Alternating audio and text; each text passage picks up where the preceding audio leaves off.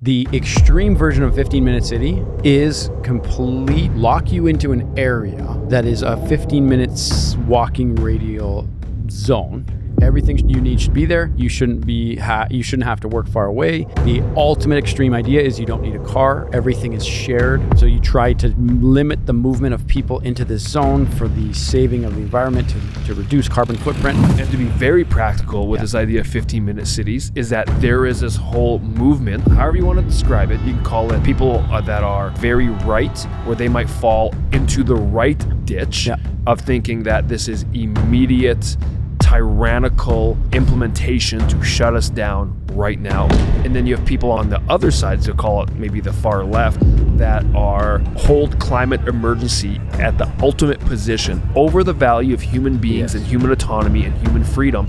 And they will do anything, including stifle all of those, in order to save the planet. I read an article yesterday in Winnipeg. The crime is out of control because the one thing we expect the city to do to keep people safe and keep policing, can't do it. These are the people who want to do the climate, save us from a climate. They can't even figure out those basics. In the idea of pursuit of truth and facts is that there are a lot of quote unquote experts that completely disagree with each other.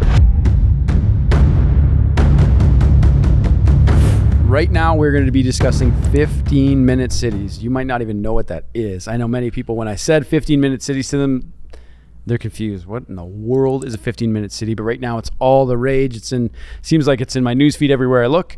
So we're going to be talking about the pros, the cons of 15-minute cities. There's another thing called C40, and this is where 40 mayors are on board in the implementation of the ideas of a 15-minute city. So we want to talk about it. It also comes from our hometown, Winnipeg. Winnipeg has all sorts of stuff happening right now with that, as well as where does it stem from and what is the whole idea of this 15-minute city concept? Because a lot of it comes from the climate, protecting it, trying to save the climate, which it's a good idea, but it's all about the implementation. So we're going to talk about all of that today. Yeah. I think when you hear the term 15-minute city, I feel people fall into one of two camps. For sure. Typically. One is people are just so much fear comes over them because of they're scared of the idea of people controlling an ultimate version of lockdown, which people experienced during COVID, right? We're going to control you. You can't move beyond this 15-minute radius, loss of freedom. Let's list off, let's maybe start with this. I want to start punchy here to show people what we're dealing with. The extreme version of 15-minute city, the extreme side of it, is lock you into an area that is a 15 minutes walking radial zone. Everything you need should be within that 15 minutes. So within a 15-minute radius from your home, everything you need should be there. You shouldn't have to work far away. The ultimate extreme idea is you don't need a car. Everything is shared. And then you can kind of take that idea out. So you try to limit the movement of people into this zone for the saving of the environment, to reduce carbon footprint. And that's the side where we get an overreaction on. Because if that is the real truth of it, that's scary, that's crazy. What happens? There's an extreme side where people say you only get so many passes to pass the zone. So if David gets 100 passes to cross through that zone, what happens if you expire and you can't do that? What happens if a family member passes away and you need to go fly away, but you're out of passes to get out? We jokingly talked about how I was going to come in here on a bike all sweaty into this set here because I had to bike because I was forced to not take a car. In a city and in Canada with the sprawling size of our cities, a lot of these ideas are not possible, but we're going to get to all that. So that's the extreme version of it. The, I think, balanced approach to it is minimize our travel to help with help with the climate, to minimize carbon footprint, to be sustainable, be very sustainable for the future of our generations, and which isn't a bad idea. Not at all. It's the implementation, I think. Exactly. And at what cost? The thing I find hilarious is that in this C40 thing, which is 40 mayors, I think from around the world, right? They're not in one spot. Yeah, they're all around the world. They're all around the world, are coming together to try to implement these ideas, which, in my opinion, mayors are the last people on earth that I'd ever want to implement these types of ideas, because we're talking about economics at such a deep level. Urban development, city planning, design and architecture and people and social issues and healthcare, and all these ideas all run into each other when you're going to start to talk about the limitation of movement and careers and people and where they live and do it. Like a mayor an elected official who's there to manage the staff of the city, which has ideas, but why are they talking about areas outside of their cities? Like, they weren't elected to do that. Like, it's stay in your lane. Anyway, so that's what kind of I find funny.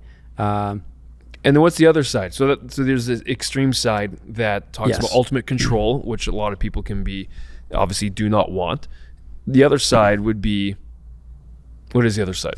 Is this a utopia that everyone's going to absolutely love the fact that it all rides and dies on whether or not you think we're in a climate emergency. That's a serious question. And some people, I'll see debates where they go, it's definitive. There's no question. You're an idiot, question it.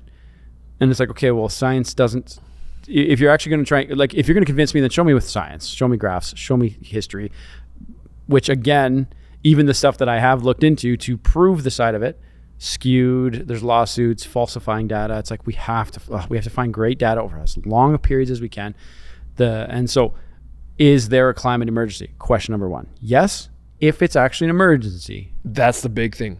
Is it an emergency? Because people do things under the guise of emergency all the time. Yes. And there's a lot of people right now that are capitalizing massively on this so-called climate emergency. I'm saying so-called, like right up front, I generally don't subscribe to the idea that it is an emergency. Mm-hmm. I do think climate does change, but there's a lot of people that think that we are absolutely at a critical moment, a tipping point. If we don't do something now, we're screwed, right? And that's what's driving the idea of 15-minute cities. For sure, because the idea of even the word emergency, like right now, if someone came running into this room and said, the building's on fire, that's an emergency. We would have to deal with that fire right now because it'll spread so quickly, we're all dead and the whole building burns and we die. But if someone said, hey, there's a problem with the building that would eventually lead to the building's failure, I'll be like, okay, what scale? Is it a foundational issue? Yep. How long do we have? What does it look like? How much is it going to cost? What things can we do to put money aside to save the foundation of the building? Oh, it's a 50-year problem. Okay, eventually the foundation could fail in 50 years. I'm not going to start telling you that every day I see you, we have an emergency in this building. You're going to say, what's the emergency? The foundation is cracking. Get out of the building now. It's going to collapse. And then some experts will come along and say, Jeremy, you need to sell your home, sell everything you have to pay for the thing to fix this building now. Your family be out in the street, but that doesn't matter because this is an emergency. Is it still extremely important? Absolutely. Sure. Should we be wise? Absolutely. Yeah. Should we find a solution? Should we sell our home to fix it right now? No.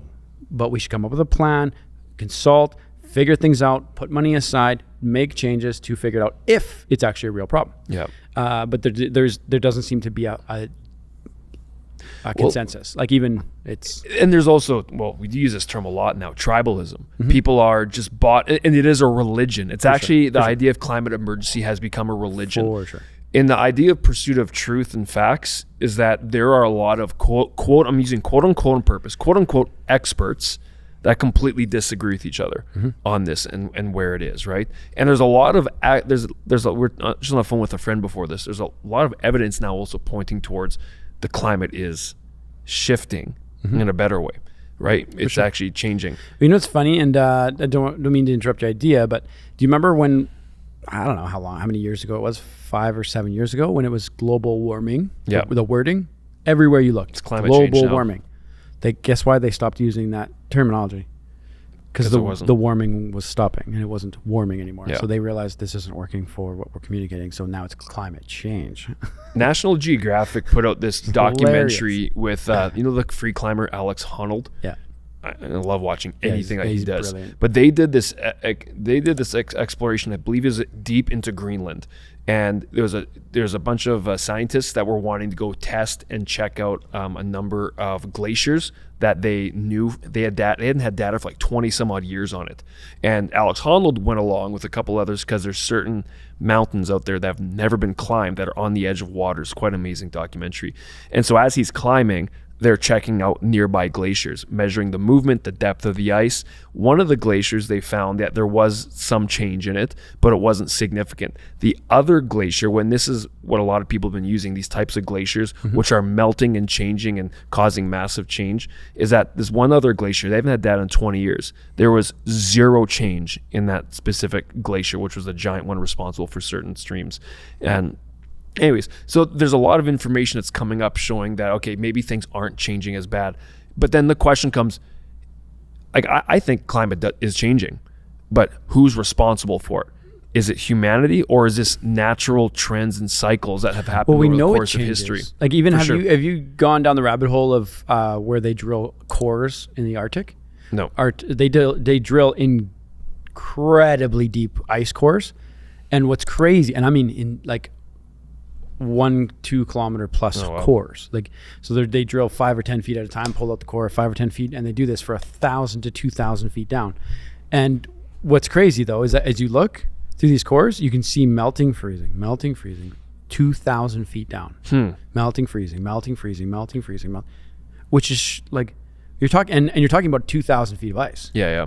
So at a time that 2,000 feet of ice didn't exist, and there was melting, freezing happening there, and so the planet has done incredibly wild, different things over such a long period of time. So the thing that I often find when I get into a conversation about climate change with just anybody is we don't have, like, we're in a tech age now. We have not been in the tech age for 200 years. Not at all. It's been what? 20 years. Yeah, 25 years. So then we have written record of weather for going back probably maybe 100, 110 years, to be generous of people, with accuracy, questionable. My grandpa was so big on this because I actually found out from my mom yesterday, because I was doing a bunch of diving in on this, and she goes, "Do you know your grandpa used to record the weather every single day in the morning, lunch, and night? No way. Every single night." Because I remember after he passed away, I was flipping through his notebook, and he had it was just temperatures constantly for years. And so he realized, fine, I'll track my own data and I'll keep my own real measurements. So he had next to his chair, he had this little cord that went up on the roof, and it controlled the wind. It measured the wind and the direction, and all that stuff. And so he's got, I wonder if we can actually find it. He's got like 2 or 3 decades of weather 3 times a day, every single day in Gimli, where he lived, to see if the trend is actually, because he didn't trust their data, because he realized there's something underneath this that they're pushing. He felt like. Well, the thing that makes just my gut says we have a hard time predicting what next week's weather is going to be. I know. And it's like 50-50, right? It's like the only job where people tell you what's going to happen and they're wrong, and they keep their job. I think that makes me pause as to predicting what's going to happen with our climate in 20, 30, 50, 100 years. And the reason why, we're on this little bit of a rabbit trail about climate change is because it is the presupposition that is behind the idea of 15-minute cities. It is the reason that is motivating, like the guy who originated this idea, Carlos Morena. I believe he's a guy of France, right? He's a urban developer or something like that. That's where the idea came from. But based on the idea of cities should be climate friendly, sustainable, renewable, based on energy, and also helping our environment. And that's the idea of minimizing, like things like you said, commuting with vehicles that are based off of oil and gas, right? Higher density living, so we don't have as much of a sprawl, even or commuting urban off footprint. of electric vehicles. Well, this is the idea. It actually doesn't matter what the means of fuel. Yeah. Cars are extremely necessary to cities and production and travel, and like you and I were even talking about the example about moving homes. Yeah. Imagine if cars weren't a thing, or we tried to minimize them and get rid of them. It's like, how do you move homes? How do you travel? How do you get packages? How do you send letters, mail, everything? Like they're extremely necessary to the economic development of cities and so on and so on and so on. You could take that idea. They're needed, and then we haven't even thrown weather into the variable. Canadian weather, like what do? You can't bike. You can't walk in some winters. There's some winters where they literally advise you, don't go outside for longer than 30 seconds.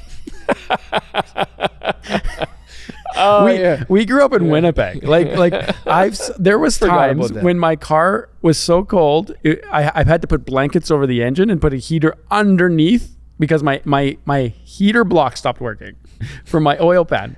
So I had to put it was too cold for your heater block, which is suppose you're heating the heater block, which heats your car to get it going. Like this is Canadian weather we're talking about. So in some scenarios, like there's a small part of me, and I think you're probably in agreement with this, where I like the idea of a simple life where everything's close, and if I don't have to drive, sure, that'd be great. I don't want to always drive. Like, there's often when I get home after work, we get home, my mom's visiting right now, so we're planning dinner and this, and Tamara goes, oh, I need garlic bread for this. We're making spaghetti. Can you go get some garlic bread? I love that I don't have to drive to the center of the city to go get the garlic bread. I love that it's close, that it's simple. If I could walk, that'd be even better. Totally. Sure. The idea of it's nice, and if I don't have to leave as much as, like, a minimized leaving, sure, it'd be great. But when it comes down to making money, figuring out profit, having a great life, helping out your elderly family as they age and being able to take care of them, and so on and so on and so on, we need money, we need wealth, and we need economics to flourish. We need the economy to be building. Well, you're getting into the purpose of a city, yes. right? Let's get into that. But before we go there, I want to show a video, which is a couple-minute video that explains kind of both sides of the perspective. We love the saying Leon would always say, for every mile of road, there's 2 miles of ditch. And one of our other good friends, David Leese, was saying, we just can't lose our heads. Like, we have to have reason prevail on this as we go through it. And I wanted to show... I want to explain what that means, though. For every mile of road, there's 2 miles. It might sound simple to the people who get it, but for the longest time, I never paid attention to that phrase. I heard it, and I was like, what does that mean? I never actually thought it. I actually don't. Maybe I'm not as bright as most, but I didn't ever pay attention to that phrase. Essentially, it means the road is the idea. So you have an idea. Which is reason. Yeah, is reason. Whatever you're trying to achieve here. Be careful to go even on this side of reason too far, because there's a ditch you fall into and fail your trip down the road. And even on this side, there's too far. So, and the idea is that one's left, one's right. And so there's generally a central idea that can work, but be very careful whatever side you go on, because there's a ditch that you'll fall into. And to be very practical with this idea of 15-minute cities is that there is this whole movement, I believe, that you can consider, however you want to describe it. You can call it people that are very right and extreme freedom motivated, or they might fall into the right ditch of thinking that this is immediate, tyrannical implementation to shut us down right now. And then you have people on the other side, to call it maybe the far left, that hold climate emergency at the ultimate position over the value of human beings and human autonomy and human freedom. And they will do anything, including stifle all of those, in order to save the planet. There is somewhere in the middle we need to find balance, because we never want to infringe upon the autonomy and the value of human beings.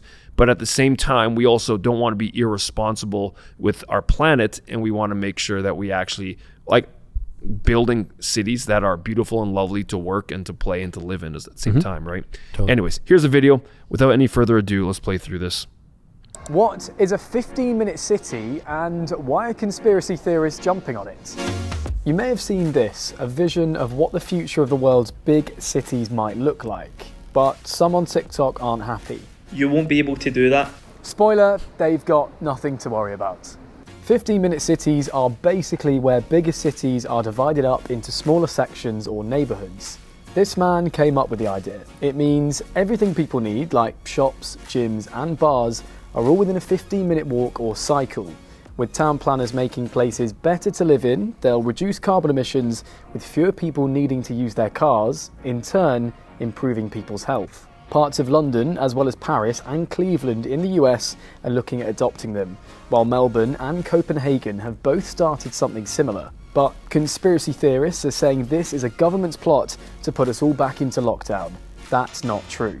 Oxfordshire County Council recently received abuse for their plan and had to issue this statement after some, including Katie Hopkins, said things like this. You will only have 15 minutes of freedom. This is real. We know that's not the case. There are some legitimate criticisms, though, about whether getting rid of cars would really work and whether people might mix less with those living elsewhere. But if it's better for the planet and makes life more convenient, could people get on board with a 15-minute city? Looked into the C40 websites. The C40 is the consortium of municipalities that have signed on to the 15-minute city plan. And I read in their own documentation, this is relevant to the tri-state city idea, that their goals are to reduce caloric consumption to 2,500 calories a day by force, essentially, within the next 15 years, to ensure that the peasant class, which is everybody but the elitists, can't fly more than one time every 3 years, to not merely shift private car ownership from fossil fuel to electric, which is fundamentally impossible because the grid can't handle it, but to eliminate 90% of private car ownership so that people are forced to take, unbelievably expensive in terms of time utilization and non-existent public transportation systems, and to limit the amount of travel that people can do outside of their neighborhoods. And, and then I watch the legacy media claim that pointing that out is something akin to a right-wing conspiracy, which it most certainly isn't, because you can just find the bloody documentation online. And then I look at places like China, which have taken this to an extreme. 600 million closed-circuit TV cameras in China. 1 for every 1.5 persons watching the Chinese all the time, able to monitor them 100% by face, and also to identify them by gait, and to limit their ability to do absolutely anything, to buy, to sell, to travel, to move, to leave their neighborhood, with this top-down surveillance system that perversely and consciously some of the Chinese engineers have actually named Skynet. And in a conscious attempt to produce a positive version of, the absolutely catastrophic, apocalyptic artificial intelligence that was in the bloody Arnold Schwarzenegger movies. And you can't even talk about this stuff without sounding like a raving conspiratorialist. There you go. So there's two sides to that one. You get a good perspective. But like the stuff that Jordan Peterson was referencing he's right. It's all on the website. So like the moment I heard 2,500 calorie limit intake, that's nuts. Like that's crazy. So where's that from? That's from the C40 website. Why? I would assume. Like, do they say why? No, I don't know. I don't fully know why. Maybe we can read it and find out. Climate, does it have to do with limiting? I think it's with your carbon footprint. Carbon footprint. Yeah, how you get it. I would assume it's your carbon footprint. Okay. But think about that. How are they going to enforce that? They're not going to sit there and stop your fork from going in your mouth. Okay. So it's going to happen at the grocery store, probably. Yeah. Where they're going to, how would they stop it at the grocery store? By monitoring your banking system, your debit? Or is there going to be how are they going to track, in order for them to know, they have to keep track of every purchase you make, cash or debit. Yeah. Somehow. So for them to figure out, okay, David Craig's only allowed X amount of food, which divided over 30 days is this much calories, is 7,500 calories a month-ish, give or take. So you're only allowed 7,500 calories. Let's pretend you binge a few days and then all of a sudden you run out and you need to go get more because you're hungry because you decided to binge. You can't.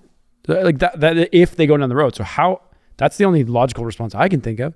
If you take that train or that movie and play it out, how do you monitor that? The only way is by force. So that's why he says like the C40 details written on the website is the only way to do it is by force. So I believe Vancouver is signed on to the C40. Mm-hmm. I believe as well, what other city? There's one other city in Canada. I don't think it was Toronto. It could be Toronto, but I don't think it was. There's another one. But from my understanding, we're in Calgary. Calgary's not. Winnipeg was not signed on.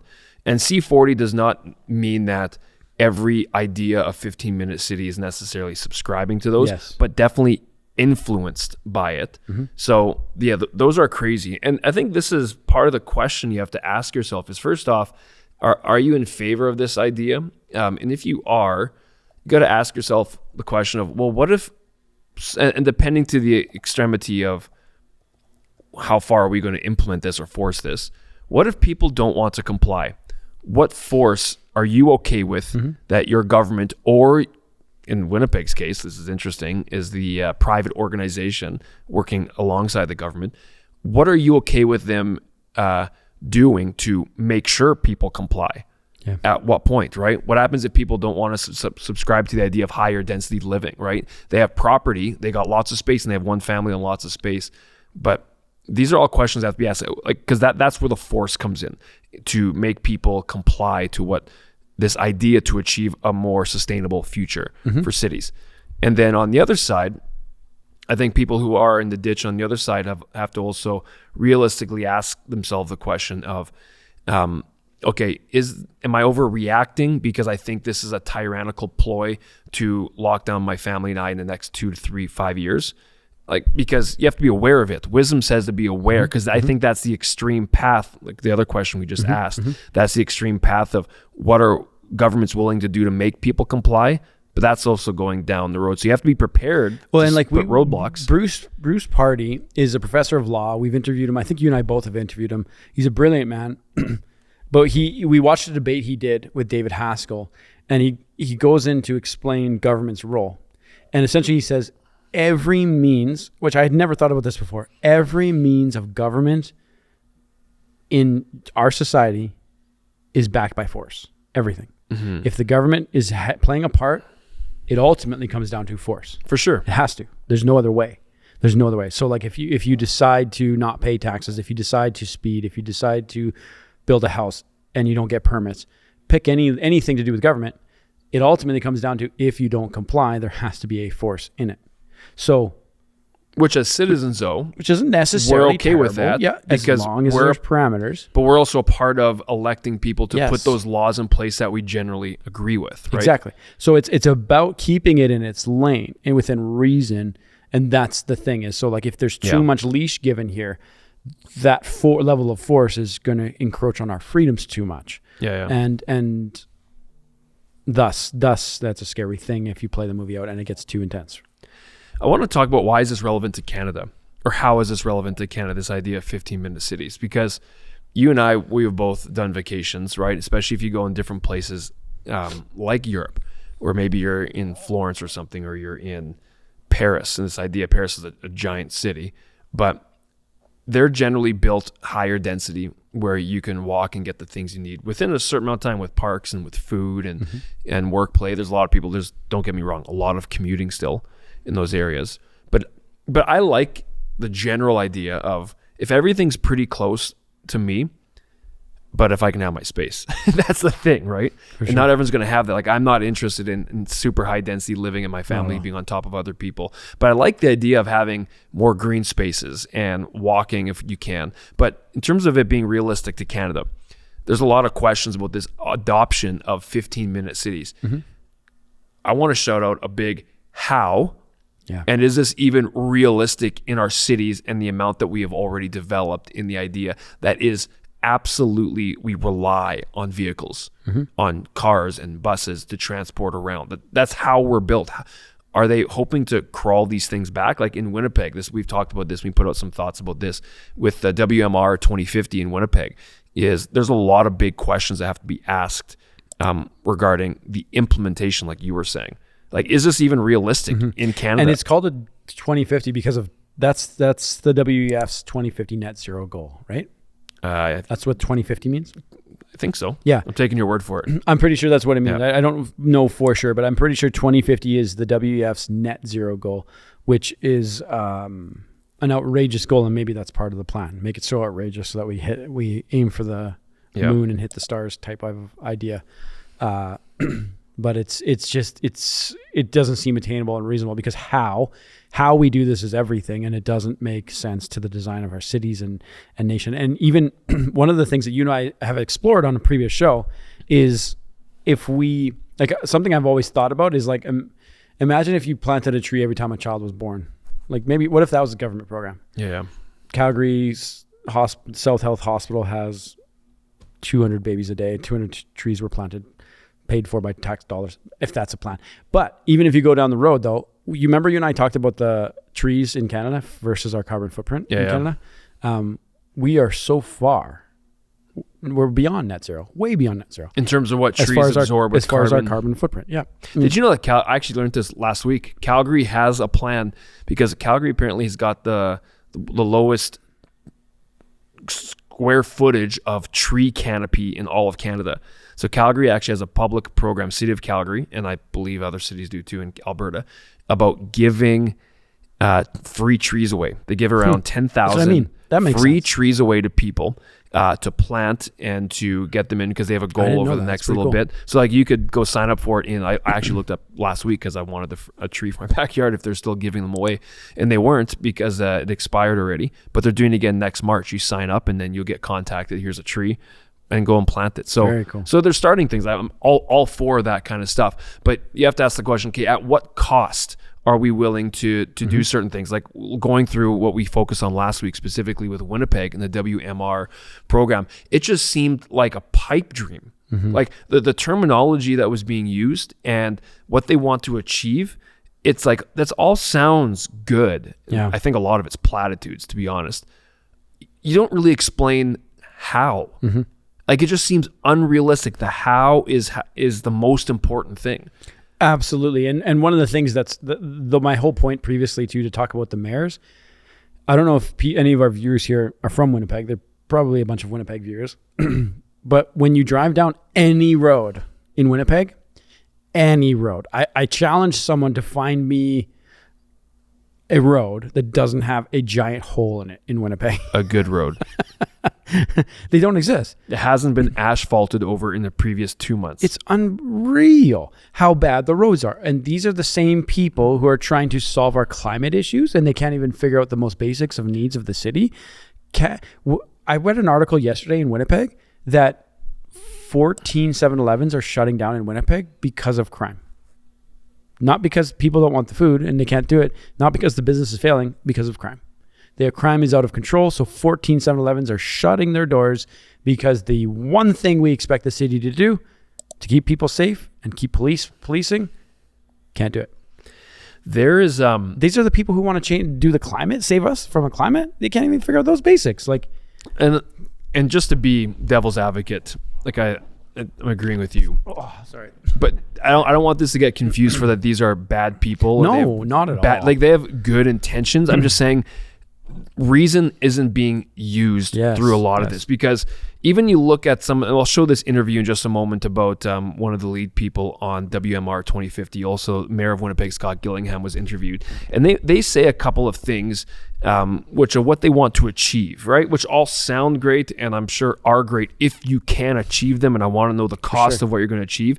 But even Mayor Scott Gillingham says that we want to use this to make sure our areas or our city, I'll misquote him slightly, or I'll paraphrase it slightly, is to be competitive with other regions economically. I'll show that interview in just a second. But this is the interesting thing, is that we have climate that's the pretext for everything. We've got UN policy that is riddled throughout this WMR 2050. And even the head of the UN policy says now that climate is not an existential threat, yet we're using it to drive urban development, urban planning, how we live together, which a lot of times does not even take into economics of those things, which you have to combine the economics with all of those things. Or is this realistic? And you look at Manitoba, we have this big fancy plan that's coming forth where they're saying is going to make us more competitive, economically advantaged, better quality of life. We're going to have more sustainable These two future. ideas don't work All together. of these things, but we're not using common sense. You need a big fancy plan to achieve that. You have Manitoba, which is an incredible province with so much potential. You just go to Frontier Center for Public Policy. They've done a lot of work to show, and I think they have a 10-year plan they've even put in about how Manitoba could become the most prosperous province in Canada. But what's holding it back? It's not. It's policy. It's exactly. And even more specifically, high taxes. Like, we even have oil and gas in Manitoba, right? We've got rich mineral base. We have all of these things, but yet we've got such high personal and business tax that no one wants to build and keep a business there. Yeah. We even have a new business tax that as your business grows in employees, we're going to tax you more based on more people that work for you. Wait. Who wants to build? And so in the name of economics, you are stifling. Let's use common sense and make it more competitive economically, which is going to attract money, attract business, which is going to allow you to actually build a city that is not only competitive, but now you can invest in real things that have real results to be more quote unquote climate and friendly. maybe you know what's crazy is growing up, and even not even just growing up, friends I know now will save up their money to go drive to Minneapolis to go to that outdoor shopping mall there to do a lot of their shopping there, because even with the dollar as high as it is in the US, so they'll cross the southern Manitoba border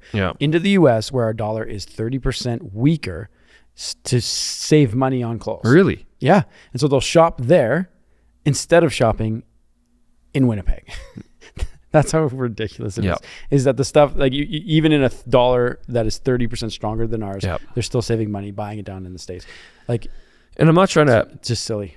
shame those people that are on this WMR, and I know Edmonton's looking at or has implemented or starting to, and I think Vancouver is a giant case study you can look at as well. I'm just saying, I think a lot of people really, they mean well, because I want people to hear me out who listen, and people who are typically extremely freedom orientated, is I don't want to demonize people, because I think generally people mean well, but they get sucked into the guise of quote unquote experts, and they just maybe don't know better, or they trust but people's again, opinions. I would almost push back on that too, is I don't really care if they mean well.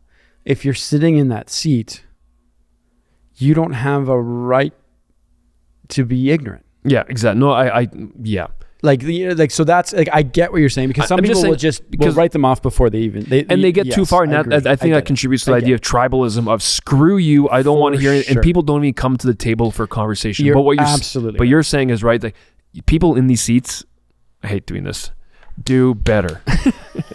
Where's that from? It's from a movie. It's from a movie. What is it? I want to know. I don't know what is it. Anyway, Please tell us if you're watching. Let us know what movie that's from. I don't know why I did that. I'm just saying, that's condescending. I don't mean to say do better, but you're right though. You can't be ignorant of these things, and you can't just trust quote unquote experts, because our world is full of experts that don't know what they're talking about. And also, again, talking with our other friend David Leese, special interest groups get involved with these type of policy making, planning strategies, especially people that want to end the automobile, that want ideas that are in there. They're going to try to influence. You have to be careful of that. And you're right. Anyways, I didn't mean to interrupt you. No, Keep but rolling. what we're pointing to is balance. Exactly. Yeah. Balance. Be as balanced in your approach to try to hear what they're saying, see what they're doing. Yes, there might be some ignorance there, but like even the whole thing that went down in Niverville to it was what's it called? 2050 something? Yeah. WMR 2050. They had a thing to go and present ideas to the public in Niverville. And so many people showed up that they had to cancel it, and they're going to reschedule it. But I love that people showed up. Yeah. That is so good, that people want to get involved and hear and talk and listen and have their voice be heard. That's what has to keep happening. People have to continue to do this. That's part of the reason for the show, is we want to talk through ideas that you would have never actually seen or heard about. We want to wrestle with them. We want to hear what you have to say. So please share, follow us, go on every platform you can to let us know. If you're watching on television, this is not the whole show. You're only getting a small piece of this. And so the rest of the show, if you're just watching this on television, will be online. So come and follow us on Real Citizen, on YouTube, and everywhere. You'll find us on just about every platform there is. But that's the whole idea, is that we want to talk through good ideas and bad ideas, bring balance, bring reasonable logic, and let the best idea win. That's the whole idea. Well said. Here's a video I want to show specifically of a couple of the planning committees in Winnipeg. This is Manitoba, right? Yeah, specifically this contains to the Winnipeg metropolitan region. That's why it's called WMR 2050. Here's what they're trying to achieve. Plan 2050 is about clean water. It's about good jobs. It's about growing old in our communities. And it's about ensuring that our children have a great future. The plan has been years in the making and covers areas like transportation, housing, waste, emergency services, and recreation, while individual regions keep their autonomy. Working, thinking, acting, planning regionally is very important. It's important so we can build sustainable communities, but it's very important so that we can compete with other jurisdictions who are already ahead of us as capital regions. It's not about limiting people's freedoms. It's not about shutting off access to their wells. It's not about people having to only take the bus or taking away people's cars. And it's absolutely not about 15-minute cities. So there's a lot of questions in there to ask, because they just said a bunch of good things. But also it doesn't line up with if you read the plan. Like, I agree they're not trying to force you to take away cars, but yet they want people to drive less. So they're trying to set up cities, areas, regions where you're incentivized to not to, right? But this again goes to what happens if free people who have free choice don't abide by that. At what point are you going to start implementing certain things? Exactly. And even, I don't know if I want to get into this. Do it. I I don't know if you're going to, we can edit the show. We can edit the show. But like, do you remember the debate online after COVID? I don't want to bring COVID in all the time, but there was a lot of lessons learned. Do you remember one of these debates after COVID where they said nobody was forced to take the vaccine? Yeah, well, I do remember that. So that's what I mean is like, look at their language. No one was forced. So they're saying we didn't hold you down on a chair, hold your arm and stick the needle in your arm. But we threatened your way of life, your money, your food, your job, your everything. Exactly. Okay, you're technically right. I actually saw videos, not necessarily in Canada, in some places where they actually were holding people down. Actually? 100%. I didn't see that. Yeah. I did. Are you sure? David's personal testimony. Holy smokes. It wasn't AI generated. I'll try to dig that up to show, but that's probably just, it's not like it's all over the place. It's just maybe a special case. But that's what, do you see what But there's coercive undertones everywhere. Yeah. Actually, undertones is an understatement because when you're threatening the way people live, well, yeah, but that's what I mean things, is, so like, let's pretend they go down that road where we're not going to force you not to drive across this border here. Yeah. But I'll tax you to no end. I'll make your gas twice as expensive, and I'll make your registration cost you more, and I'll make you. It's like, you're not forcing me.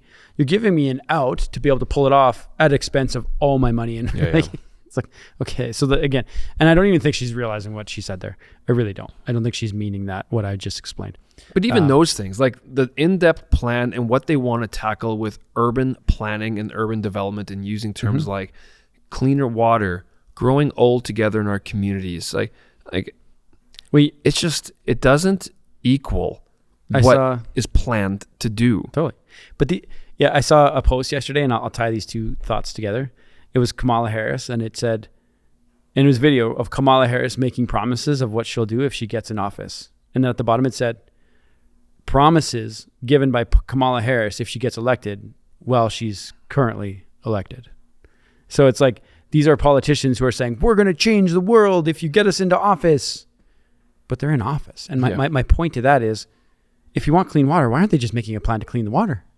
Why put it in a plan of 2050? Just make a plan to clean the water right now, and let's just start doing that. Let's start just start doing them. These are elected officials who are already in office.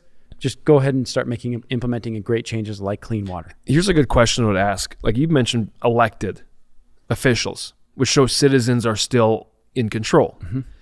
Why does this have to be a private? This is non-elected officials, corporation made up of some elected officials, but not operating in their elected duty, and others that are part of this committee that are hoping it, and essentially set up by the province, a private corporation that hopefully the province will implement at some point.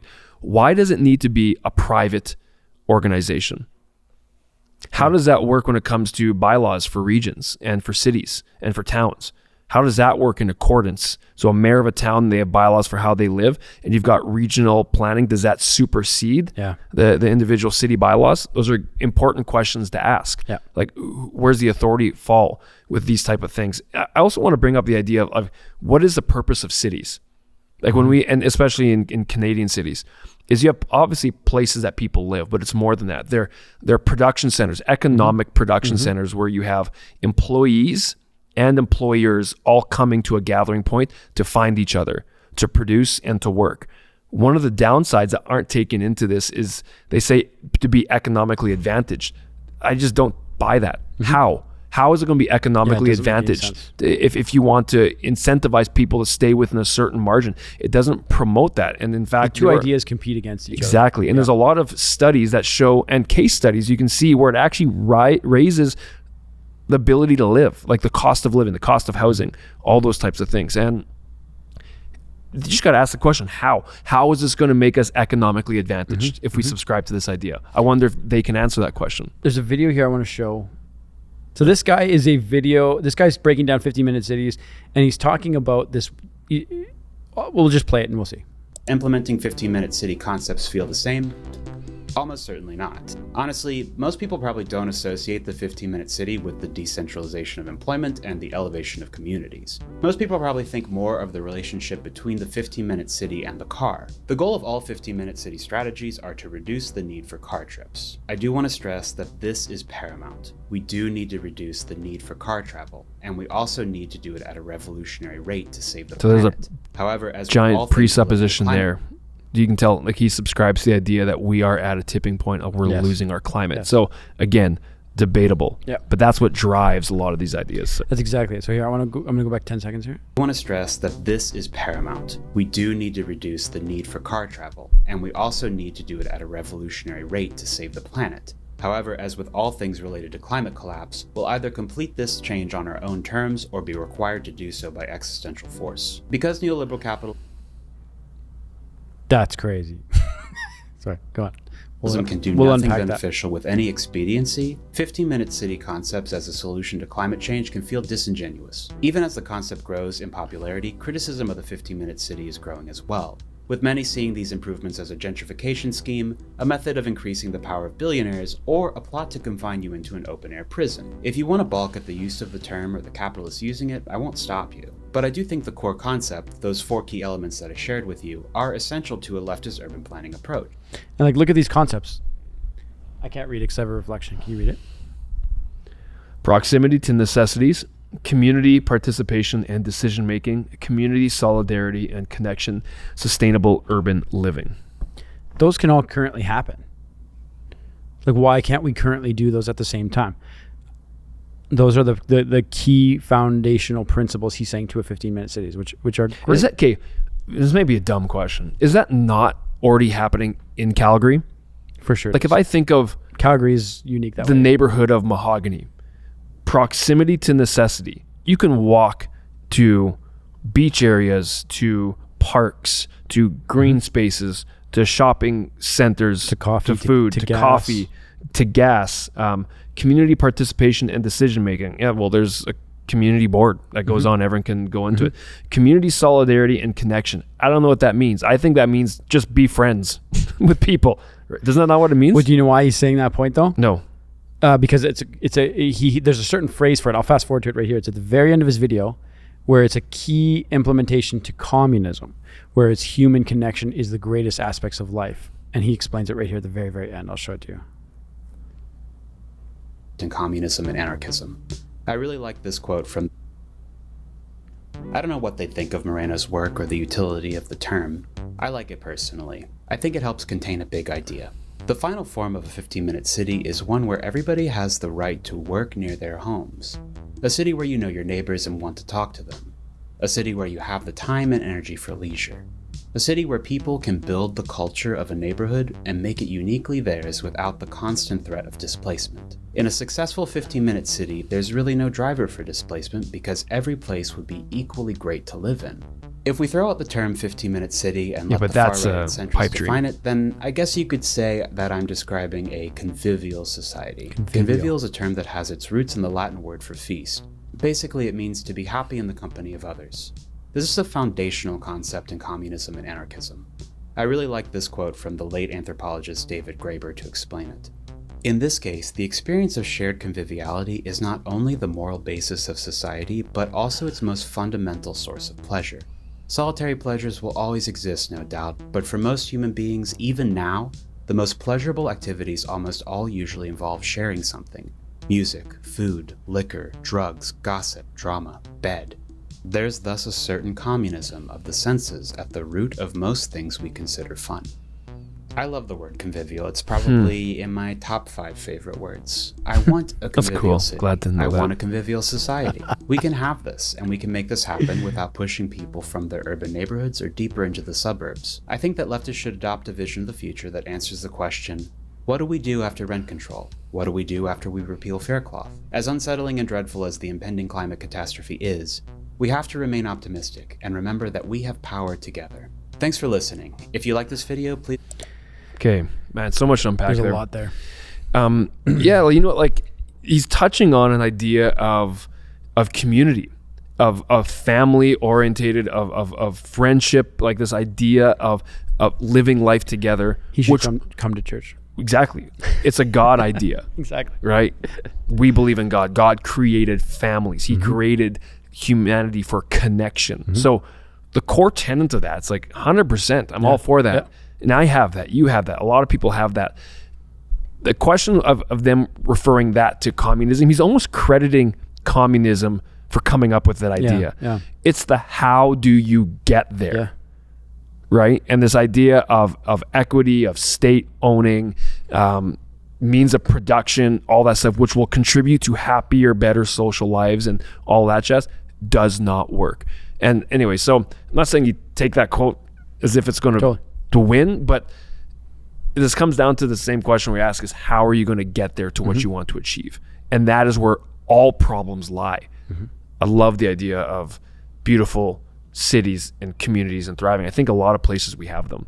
I just don't think it's realistic to claw back what we have in Canada. Well, and also forcing people to be in a closed area does not make that happen by default. Like even the Walden Legacy area that I've lived in, I try to go as close to parks usually as we can when we buy a home or rent a home or wherever we're at. And even to the people that I'm at the parks with, when I'm sitting there with all the parents, you have nothing in common with these people generally. Yeah. I've seen hundreds of parents at these parks. I've probably talked to 3 or 4, and I'm quite a friendly, open person to conversation. Just because you put them close together does not mean they're going to be convivial. It's a One fun of his word to say. top 5 words. Convivial. It does not by default. You put them into a close quarters. It does not mean we're going to be friends and we're going to hang out. We're going to have dinners together. Not at all. That's not how you do it. You need common purpose. You need common value. That's why church, when your values align and you go to something like church, your values at the core system of your being are on the same page. And then typically churches help communities, people, they feed the hungry, they help marriages and relationships, and so you're on a common purpose, making a common good together. And when you do that, you tend to be friends. You tend to find something you like about them because you're solving problems together with purpose. Yeah. I want to read just a couple things from, that's a solid point you just said. I'm not trying to, I was half listening, half thinking about this next thing I wanted to get to. We want to, of course you want to, but Canada, can we even achieve that? Like in terms of making these how they are, and what does that mean? Like when they say this woman on the WMR 2050 says we don't want to make it a 15-minute city. Well, explain very clearly without all this jargon and word salad of a document. What are you trying to achieve? Because I don't think your plan is realistic to get there. I don't think it is even sustainable. I think you're sacrificing a lot of things that are actually going to make people's lives better for the hope of making people's lives better. The problem is in the reality of it.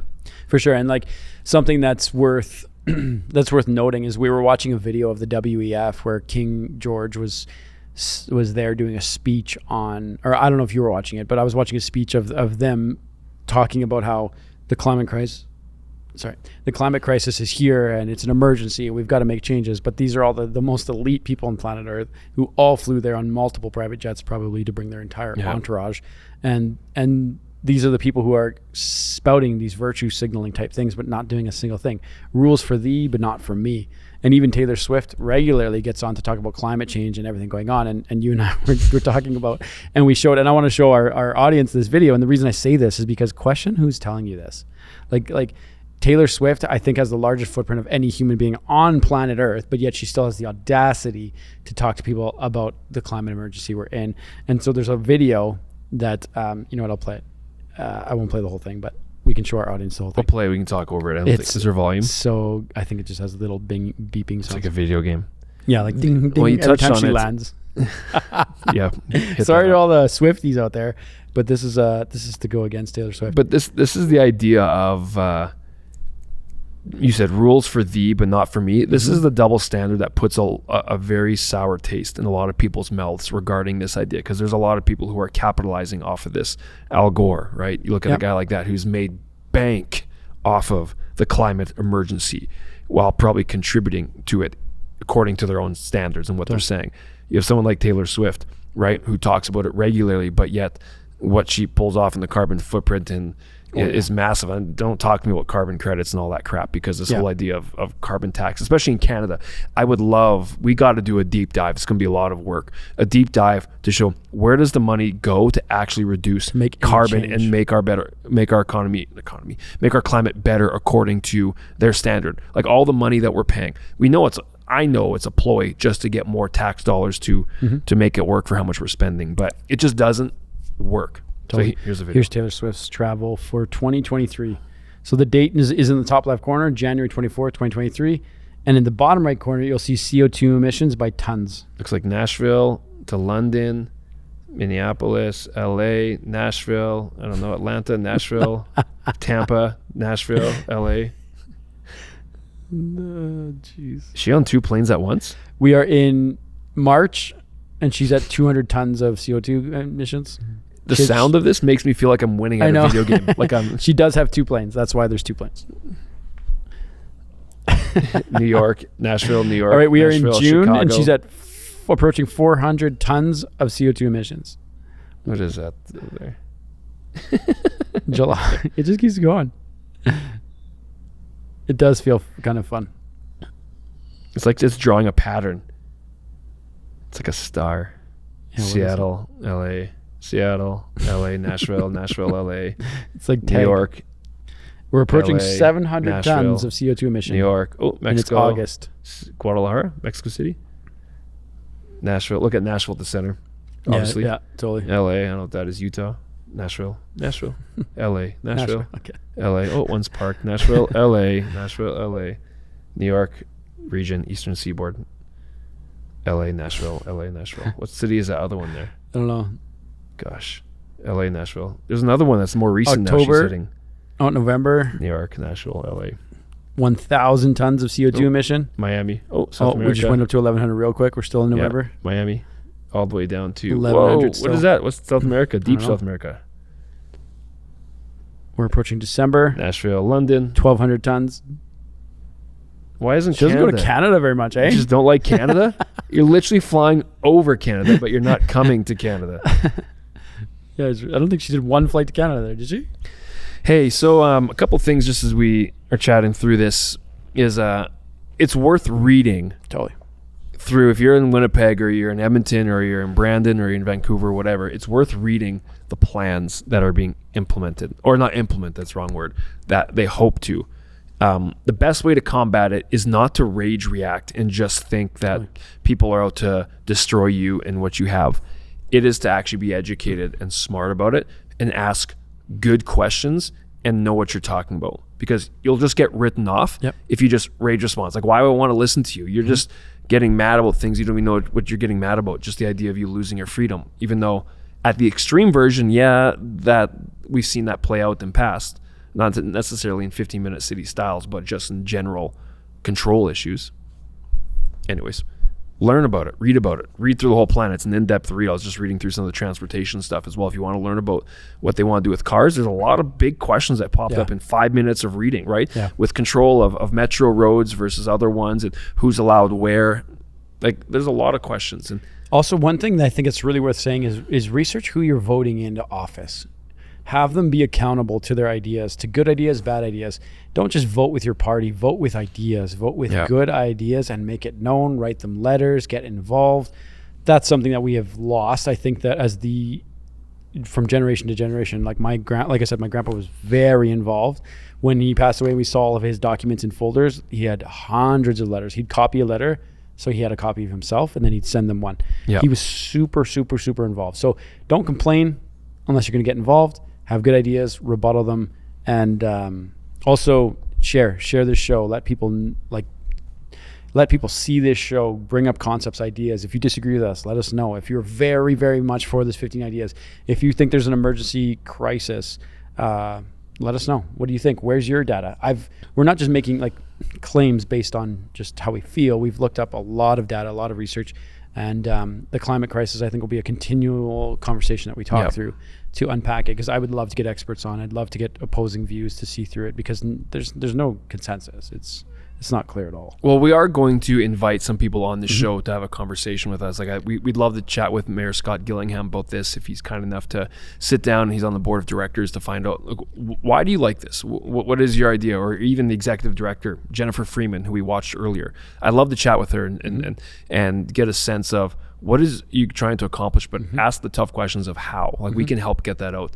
Anyway, so we're going to be pursuing that, looking into that stuff. But as you said, the support from people is awesome. I love seeing the comments too. Love being able to connect with you guys where you're at. Again, Jeremy and I love Canada. We love where we live. We love this country. We want the best for it. We're not ever claiming to be experts or know everything. We're just trying to talk through things to be that open conversation about what are we seeing in our country and what can we do about it. Totally.